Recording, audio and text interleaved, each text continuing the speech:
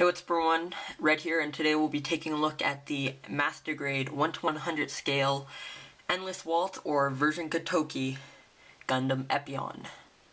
This model kit was made in 2011 by Bandai and retails for 4,800 yen. On the box art we can clearly see a picture of Epyon in his robot mode and in his double-headed dragon mode. And conveniently placed in the background, we get Wing Zero Custom. So let's get on to the figure. And here is Epyon in his double-headed dragon mode. He is very nice in this mode, and I just really like it. Fairly simple transformation, but it does the job pretty well.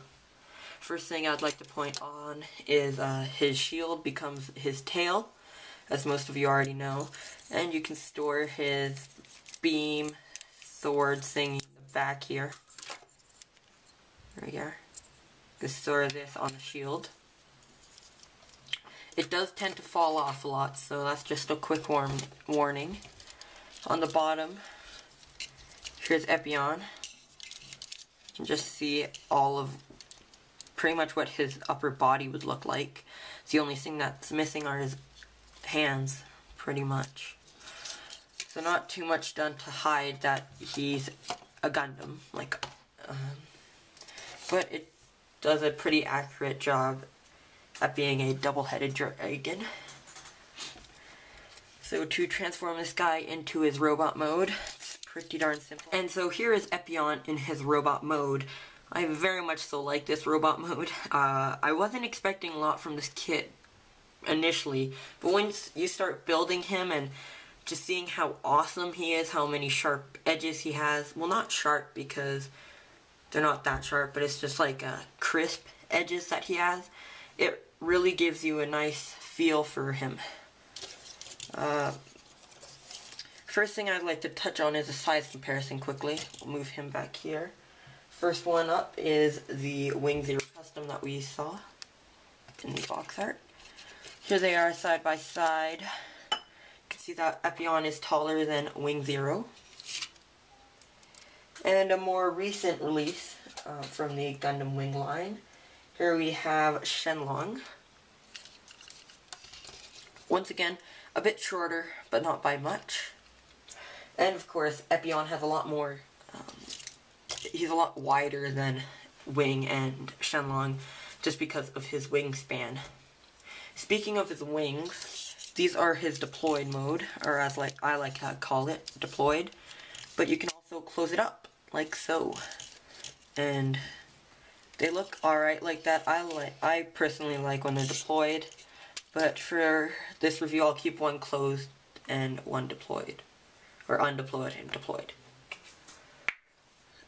Now here we have Epyon's articulation. For his head, it's on a standard double ball joint, or a double joint that we usually see, so you get the chicken movement, a up and down, side to side, and 360 at the head. Then there is a forward and back movement at the shoulder. The shoulder plate itself moves up, and so does the arm, to an extent about that much. The biceps tend to fall off quite a bit, but they do rotate 360. Have a double jointed bend and achieve like a 110 degree bend, somewhere around those lines. Then there is a standard ball jointed hand with a ball jointed thumb, so it has a standard Endless Waltz styled hands, where the front part of the hand is removable to swap out with a different style. On him right now I have his two grasping hands. Then on the tree, what's left are the two closed fists and the two open palm splayed finger hands. For his waist, oh, there goes a piece, I'll pick that up later. For the waist, it goes side to side, forward and back. It's on a double joint. It can rotate a bit. Each skirt is individually articulated. Sorry about that. I was just having some problems with the front skirt popping off. The legs can go forward about that much. Backwards. Sorry, the back skirt is off to the side. About to an extent like that. In and out to do the splits. There is a double jointed bend at the knee. Each fin on his lower leg has a joint. It's a clip joint. Then there is a lower joint down here, as you can see. There should be these two fins on the side that are actually just static, but they tend to fall off, so I just took them off for right now. The ankle armor is, there's a ball joint on the top part and on the bottom part, so it allows for pretty good movement with the foot. The foot itself can go side to side, rotate pretty nicely, and do a ballerina pose. One thing I forgot to mention about the leg is it can go 360 at the cut joint at the top part of the leg.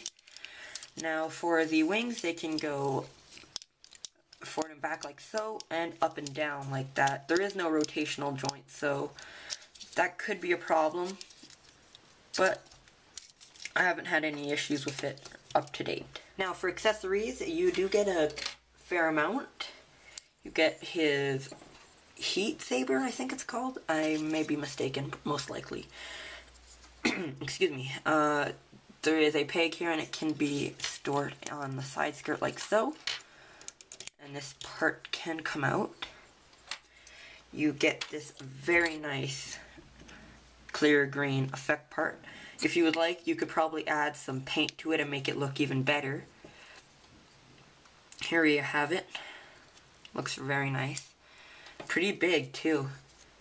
It's about as tall as the figure itself, just going up to the head height.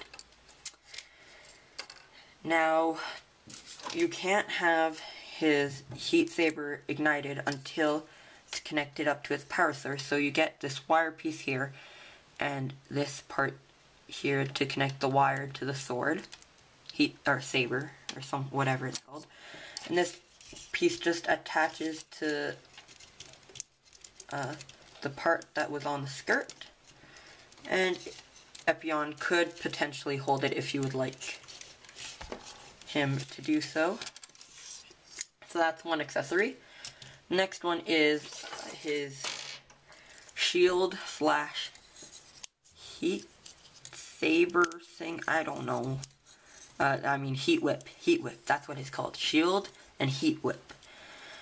Or heat or whip something or other. If you haven't noticed, I have not watched Endless Waltz. I've tried countless times. I think I've gotten halfway through it, but I just can't bear watching it. Nothing against Gundam Wing, I just can't keep myself on that episode. Or movie, I should say. So here it is, very nicely detailed. There should be 10 segments. On mine, there's only 9, because I broke one. But I don't think you can tell the difference. It does still can be posed pretty nicely. And if I'm not mistaken, it should be able to go into his arm. Like so. I just built this figure, so still learning about it. Oh, there we go. There we are.